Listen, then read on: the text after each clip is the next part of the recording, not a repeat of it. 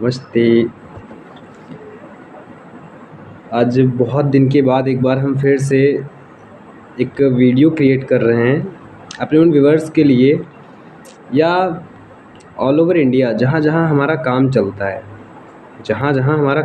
है, वहाँ के बच्चों को, या जहाँ हमारा काम होने वाला है इन फ्यूचर, अगर आप हमारी वीडियो को देख पाएँ तो वहाँ के लिए हम एक अपनी छोटी सी बात पहुँचाना चाहते हैं। बात पहुँचाने का उसमें बहुत सारे कन्फ्यूजन्स रहते हैं बच्चों में, बच्चों के पेरेंट्स में, टीचर्स में, स्कूल प्रिंसिपल्स में।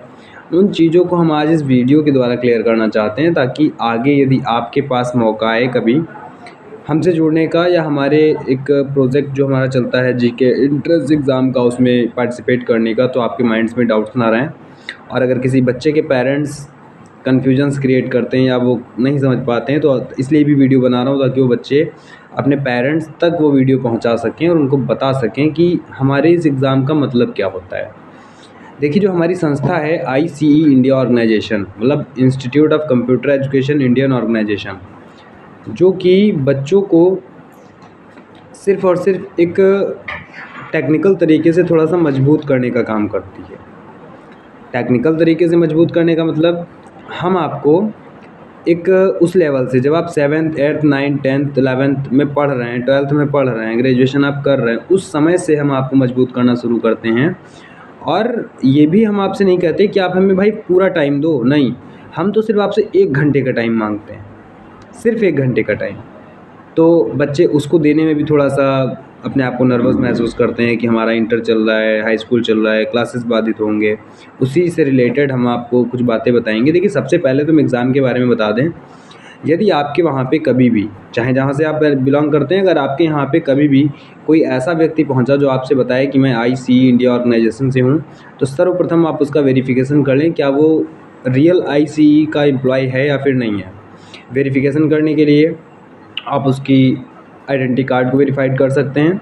आप वेबसाइट पे जाके उनका वेरिफिकेशन कर सकते हैं, या फिर उनसे पूछ सकते हैं कि वो किस ज़ोनल से हैं, कहाँ से वो काम कर रहा है।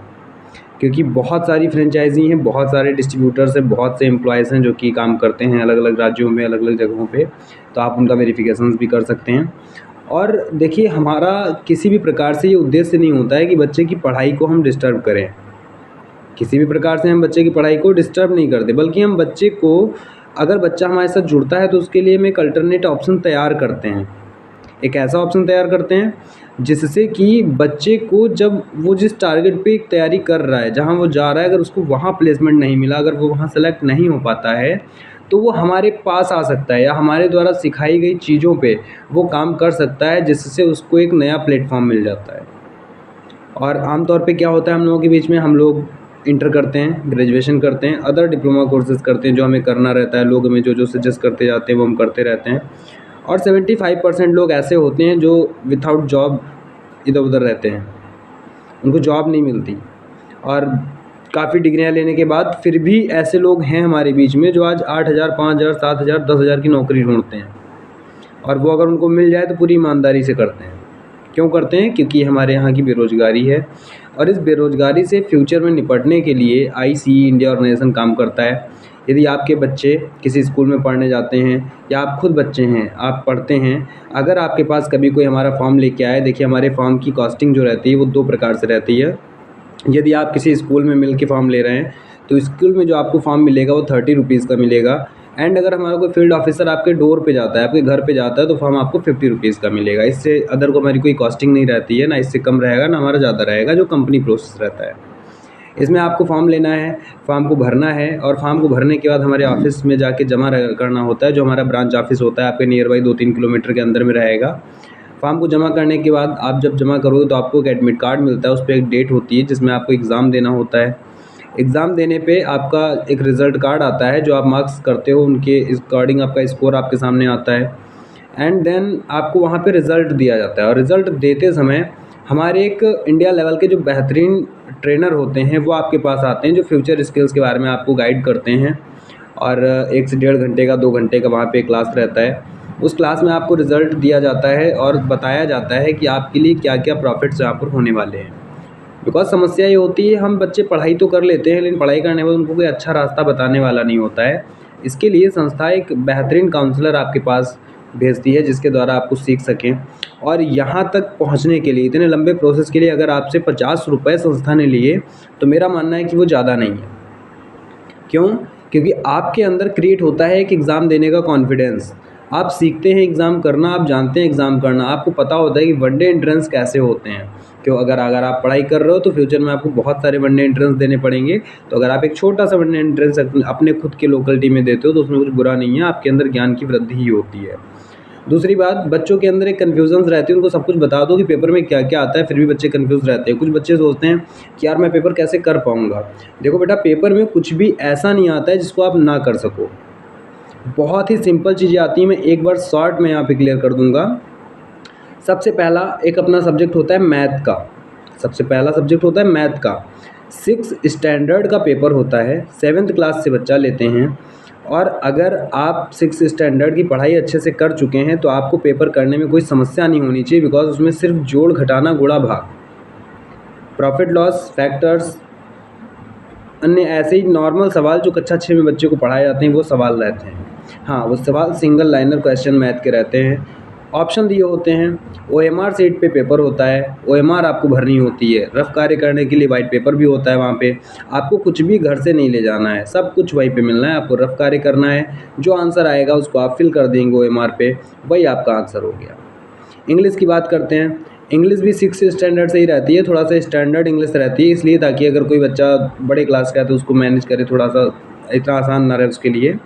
तो जो स्टैंडर्ड इंग्लिश रहती है उसमें इट मीन्स बोल सकते हैं जैसे कि एंटोनिम्स सिनोनिम्स हो गया।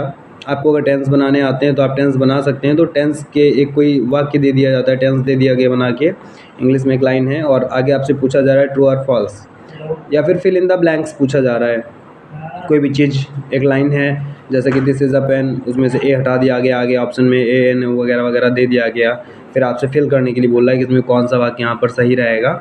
ये फिल इन द ब्लैंक्स हो गया, ट्रू फॉल्स हो गया, एंटोनिम्स सिनोनिम्स हो गए, वॉवेल्स जैसी चीज़ों के बारे में आपसे पूछा जाता है। बस क्वेश्चन थोड़ा सा टफ तरीके से दिया जाता है, उसमें कुछ भी टफ होता नहीं है। बात करें जनरल नॉलेज की, जनरल नॉलेज बहुत बड़ा संसार होता है स्टूडेंट्स, बहुत बड़ा संसार होता है जीके का। लेकिन एक चीज़ आप हमेशा याद रखें, हम आपको छोटा सा गाइड करेंगे। और हर पेपर के लिए लगभग कुछ ऐसी चीज़ें होती हैं जो क्रियात्मक तरीके से चलती रहती हैं। जैसे कि एक छोटा सा मैं एग्जांपल ले रहा हूँ कि वर्तमान में प्रधानमंत्री कौन है। वर्तमान में प्रधानमंत्री कौन है आपको पता है। पूछा जा सकता है पूर्व प्रधानमंत्री कौन थे, इससे पहले जो थे। फिर उसके बाद पूछा जा सकता है भारत के प्रथम प्रधानमंत्री कौन थे, द्वितीय कौन थे, तृतीय कौन थे, चतुर्थ कौन थे। ऐसे क्वेश्चन ना के बराबर, प्रथम, करेंट एंड पूर्व, इतना आपसे पूछा जाएगा। ऐसे ही प्रधानमंत्री, राष्ट्रपति, राष्ट्रीय पुष्प कौन सा है, राष्ट्रीय पक्षी कौन सा है, राष्ट्रीय पशु कौन सा है, राष्ट्रीय गीत कौन सा है, राष्ट्रीय गान कौन सा है, या बाबर का बेटा कौन था, हुमायूं का बेटा कौन था, कौन किसका, मतलब इतिहास अगर आप ऐसे पढ़ते हो तो इस तरीके से क्वेश्चंस रहते हैं आपके बीच में। और जैसे कि आप लोग 10 रुपये की नोट खर्च करते हो, 10 रुपये की नोट के पीछे कौन सा चिन्ह होता है, 20 के पीछे कौन सा चिन्ह होता है, 50 के पीछे कौन सा चिन्ह होता है, 100 के पीछे क्या होता है, 200 के पीछे कौन सा चिन्ह बना होता है, 500 के पीछे कौन सा चिन्ह बना होता है, नोटबंदी कब हुई थी, ऐसे क्वेश्चंस, या फिर मंगलयान के बारे में, या अन्य प्रकार के सामान्य ज्ञान के क्वेश्चंस रहते हैं। तो ऐसे क्वेश्चंस को कर लेने के लिए यार बेटा आप अगर डरते हो तो मेरा मानना है इट मीन्स आपका पढ़ाई करना वैल्यूएबल नहीं है। क्योंकि आप पढ़ाई कर रहे हो, आप स्टूडेंट हो। अब सोचो अगर हम किसी 28-30 साल के बच्चे से कहें जाके कि आप हमारा एग्ज़ाम अटेंड करो, तो वो क्यों अटेंड करेगा? क्योंकि उसके कोई काम की चीज़ नहीं है। और आप जो अटेंड करने वाले हो, आप कहते हो कि अभी मेरा इंटर नहीं हुआ, आप कहते हो अभी मेरा ग्रेजुएशन चल रहा है, आप कहते हो मुझे कंप्यूटर की आवश्यकता नहीं है, आप कहते हो मुझे स्किल्स की आवश्यकता नहीं है। आपको मैं बता दूं, जो कोर्स हमारे यहाँ कराया जाता है master diploma in information technology, इस कोर्स में हम आपको English speaking, personality development, interview training and computer में बेसिक प्रोफेशनल जैसी चीज़ों को इन्वॉल्व करके इस कोर्स को तैयार किया गया है, ताकि यदि आप फ्यूचर में कहीं सेट नहीं हो पाते तो आपको जो चीज़ें यहाँ पर हम पढ़ाएंगे उनके आधार पर एक प्राइवेट सेक्टर में अपनी जगह आप बना सकते हो। आपको ऐसी चीज़ों पे ज्ञान दिया जाता है। सो प्लीज़ गाइज़, अगर आपके जानने वाले कोई बच्चे हैं तो आप उन तक इस वीडियो को पहुंचाएं। आपके खुद के बच्चे हैं तो आप उनको बताएं कि यदि कभी ICE इंडिया ऑर्गेनाइजेशन मैं आपको आइडेंटिटी कार्ड भी दिखाई देता हूँ। जो भी आएगा उसके पास इस प्रकार का आपको आइडेंटिटी कार्ड मिलेगा। आप आइडेंटिटी कार्ड से उसका वेरिफिकेशन कर सकते हैं एंड वेबसाइट पे जाके वेरिफिकेशन कर सकते हैं। उसका जोनल पूछ सकते हैं, जोनल कौन सा है आपका, वो अपना जोनल क्विकली बताएगा। ऑनर का नेम पूछ सकते हैं, आप मेरा नाम पूछ सकते हैं, मैं स्वयं अनमोल शर्मा भी काम करता हूँ। आप ऐसे उससे डिटेल्स ले सकते हैं उसके बारे में, देन उसको आप फॉर्म भरवा सकते हैं। फॉर्म की कॉस्टिंग हमने आपको बता दी। अगर आप अपने डोर पे फॉर्म को ले रहे हैं तो 50 रुपीज़ एंड अगर आप स्कूल में फॉर्म ले रहे हैं तो 30 रुपीज़। इसके अलावा अदर कोई कॉस्टिंग हमारी नहीं रहती। आप चाहें जिस राज्य में हो, चाहें जहाँ से हों, फॉर्म कॉस्टिंग हमेशा हमारी यही चलती है। देन इसके बाद का प्रोसेस क्या होता है? इसके बाद के प्रोसेस में आपके मार्क्स आते हैं। मार्क्स के बाद आपके क्लासेस शुरू हो जाते हैं। अगर आप फ्री हैं तो आप फ्री पढ़िए, स्कॉलरशिप में हैं तो पढ़िए भी, स्कॉलरशिप भी लीजिए। और अगर आप फर्स्ट और सेकंड दोनों डिवीज़न नहीं आए, बाय द वे आप फर्स्ट डिवीज़न भी नहीं आते हैं, आप सेकंड डिवीज़न भी नहीं आते हैं। फर्स्ट डिवीज़न का जो क्राइटेरिया होता है वो 92 से लेके 100 मार्क्स का होता है। अगर आप 92 से लेके 100 मार्क्स लाते हैं तो आपको संस्था देती है 500 rupees every month scholarship and MDIT course बिल्कुल फ्री 16 महीने तक। सेकंड डिवीज़न अगर आप आते हैं, उसका क्राइटेरिया रहता है 82 से लेके 90 मार्क्स का। वहाँ पर आपको स्कॉलर नहीं मिलता है, आपका कोर्स तब भी फ्री रहता है। और अगर आप third, fourth, fifth, six, seventh, eighth आते हैं तो वहाँ से आपके मार्क्स के अकॉर्डिंग आपकी फ़ीस डिसाइड हो जाती है। 250, 300, 350, 400, 450, 500। अगर आपके मार्क्स अच्छे आते हैं, देखिए मेरा मानना है कि आप स्टूडेंट हैं, अगर पढ़ाई कर रहे हैं, कभी ना कभी कहीं ना कहीं आप कंप्यूटर क्लासेस के लिए ज़रूर जाएंगे, तब आप कोर्स करेंगे जाके, कोई भी बेसिक कोर्स करेंगे। सो दैट यहाँ पर आपको क्या करना है, 500 नहीं, 600 नहीं, 700 नहीं, 400 नहीं, आपको सिर्फ 250 रुपये, 300 रुपये दे के शुरुआत करनी होती है। वो भी तब अगर आप फेल होते हैं तब, और यदि आप पास हैं तो आपको कोई पैसा देना ही नहीं है, आप बिल्कुल फ्री ऑफ कास्ट क्लासेस कर सकते हैं। सो आज के लिए इतना ही।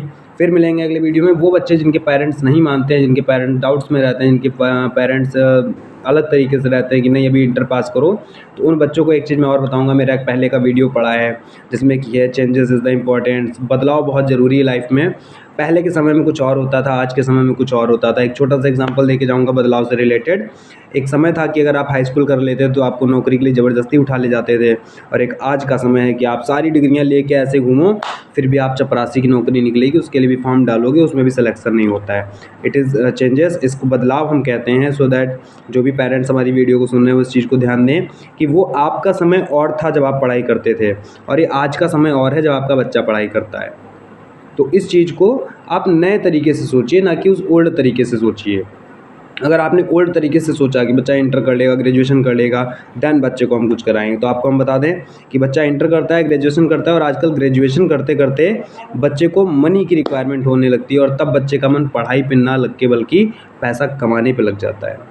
25%, 30% ऐसी फैमिलीज़ होती हैं जो बच्चों को फाइनेंशियल सपोर्ट करती हैं, तो वो बच्चे अपने अलग प्रकार से दुनिया में चले जाते हैं। मैं उन बच्चों की बात करता हूँ, मैं उन बच्चों की बात नहीं करता जिनका फाइनेंशियल सेक्टर बहुत अच्छा है, जिनका बैकग्राउंड बहुत अच्छा है फाइनेंशियल सपोर्ट, तो उनसे मैं बात ही नहीं करता, वो तो कुछ भी कर सकते हैं। मैं उन बच्चों के साथ खड़ा हूँ जो बच्चे फाइनेंशियल वीक होते हैं, जिनकी फैमिली फाइनेंशियल वीक होती है, जिनके पास पैसे की प्रॉब्लम्स होती हैं, जो फैमिलीज़ बच्चों के एजुकेशन पे ज़्यादा पैसा नहीं लगा सकती, मैं उनके लिए अच्छा करता हूँ। जो रिचेस्ट फैमिली हैं वो तो अपने बच्चों के लिए कुछ भी कर सकते हैं यार, उनके लिए जैसे 300 वैसे 500, जैसे फ्री वैसे 300, उनके ऊपर फ़र्क नहीं पड़ता। वो बच्चे ध्यान दें, वो पेरेंट्स ध्यान दें जो दिन भर में 400 ही कमाते हैं, जो दिन भर में 500 ही कमाते हैं, जो वीक हैं, जो बच्चों की पढ़ाई पे पैसा नहीं लगा पाते हैं, उन बच्चों के लिए वीडियो बहुत इंपॉर्टेंट है। सो प्लीज़ अगर आगे से आपको कोई हमारा कहीं एम्प्लॉय मिलता है तो आप उसके फॉर्म भरने के लिए समय ना लगाइए, आप क्विकली अपना फॉर्म भरिए, एंड फॉर्म भरेंगे तो आप एग्ज़ाम भी अटेंड करेंगे। फॉर्म तभी भरें जब आपका एग्ज़ाम अटेंड करने का मन हो। Thank you, I love you, bye.